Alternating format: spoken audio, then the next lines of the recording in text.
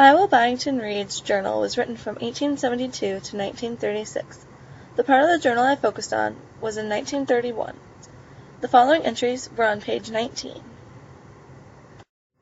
These journal entries were written from Friday, April 3, 1931 to Monday, April 6, 1931.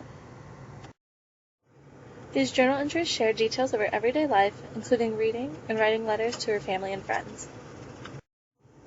Many times throughout the entries, Iowa talks about going to the library or reading books every night before bed. She also talks about writing her family letters every afternoon. One of the letters that Iowa said she wrote was to Hattie. After researching, I found out this was actually one of her siblings. Throughout these entries, you could tell that staying in touch with her family was very important to her, from all the letters she wrote and the time she spent with them. Along with reading and writing, she goes to the doctor for treatments. However, she doesn't mention what these treatments are for. After researching, I discovered that these entries were written when she was in her mid-80s, which could have a lot to do with why she receives treatment on such a regular basis.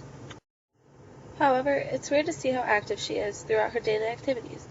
With that, you could infer that the treatment is for nothing too serious, or that she's just a very persistent woman. As you can probably see, there isn't anything that jumps out at you in these entries. However, it's an interesting part of history that I wouldn't have known before.